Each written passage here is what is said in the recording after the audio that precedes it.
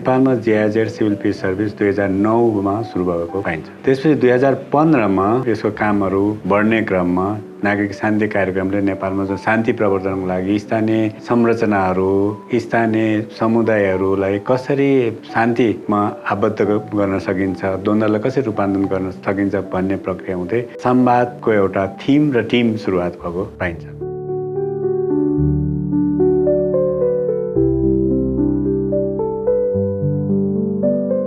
समाजमा, समुदायमा सानातिना कुराले गर्दाखेरि विवादहरू उत्पन्न हुने र त्यसले समुदायमा मनमुटावको सृजना गर्ने, सँगसँगै धार्मिक, सामाजिक सहिष्णुता बिगार्ने जस्तो कामहरू भइरहेको हुन्छ। किनभने हाम्रो समाज नै विविधतामूलक समाज छ र यो विविधतामूलक समाजमा त्यस्ता किसिमको समस्याहरू हुने गर्दछ।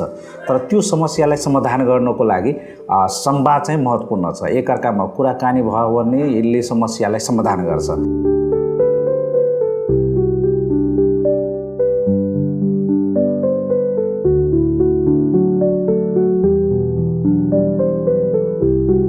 बिस्तारै जुन संवाद सहजीकरण गर्नुभएको छ, लगभग हजारौँवटा जति चाहिँ संवाद सहजीकरण गरिसक्नु भएको छ, जसका चाहिँ विविध सवालहरूका विषयहरू छन्। जस्तै यो विकाससँग सम्बन्धित, जलवायुसँग, त्यस्तै प्रकृतिसँग, जग्गासँग, पारिवारिक, आर्थिक र यी कुराहरू संवाद सहजीकरण गर्दाखेरि अब चाहिँ हामीले यसलाई लेखन पनि गर्नुपर्छ भन्ने उद्देश्यले अहिले आएर लगभग 30वटा भन्दा बढी संवाद सहजीकरण लिपिबद्ध भइसकेको छ।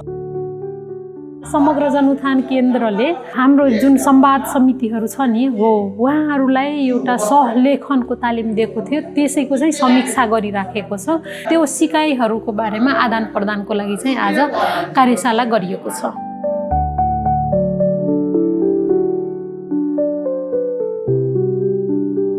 जुन यहाँले गर्नुभएको छ बर्दिवासमा यहाँले लेख्नुभयो कथाहरू आजले गरेको कामहरूको बारेमा, त्यसलाई अहिले हामी समीक्षा गर्दै यसलाई अझ फाइनल अन्तिम रूप दिनेछौँ।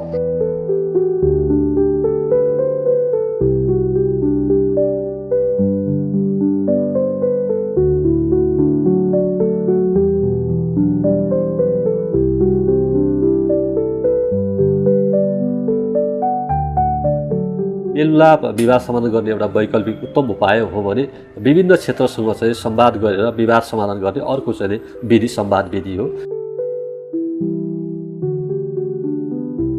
मेलमिलाप चाहिँ एउटा परिवारको मेलमिलाप गर्ने, परिवारको एउटा सम्बन्ध जोगाउने एउटा चाहिँ अचुक औषधि जस्तै भएको छ अहिले, सामाजिक औषधि। बुद्धभूमिमा हामीले चाहिँ लामो समयदेखि मेलमिलापमा काम गऱ्यौँ, संवादमा काम गऱ्यौँ। संवादभित्रको कुराहरू गर्दाखेरि हामीले चाहिँ नाट्य संवाद भनेर काम गऱ्यौँ, सामाजिक संवाद भनेर काम गऱ्यौँ, राजनीतिक संवाद भनेर काम गऱ्यौँ। अहिले हामीले सरकार नागरिक संवाद भनेर काम गरिरहेछौँ।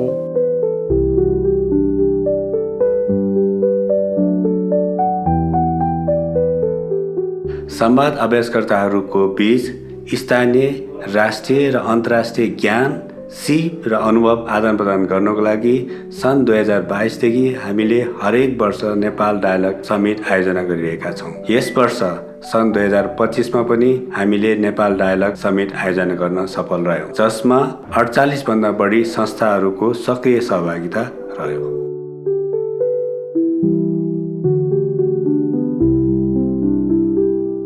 त्यसैगरी हामीले विभिन्न अन्तर्राष्ट्रिय फोरमहरूमा, जस्तै नर्वेमा भयो, जर्मनको चाहिँ बर्लिनमा, जर्मनको बोनमा, त्यसैगरी हामीले जोर्डनमा लगायत विभिन्न अन्तर्राष्ट्रिय फोरमहरूमा पनि नेपालमा सिकिएका संवादका संस्कृति, संवादका अभ्यासहरूलाई बाँड्ने गर्छौँ।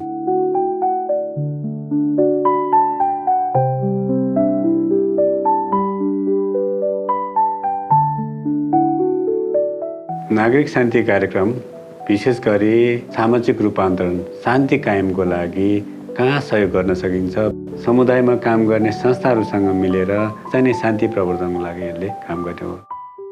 संवादले विशेष गरी भविष्यमा हुन सक्ने दुर्घटना, हुन सक्ने द्वन्द्वलाई चाहिँ निवारणको लागि बेलामै पहल गर्ने गर्दछ।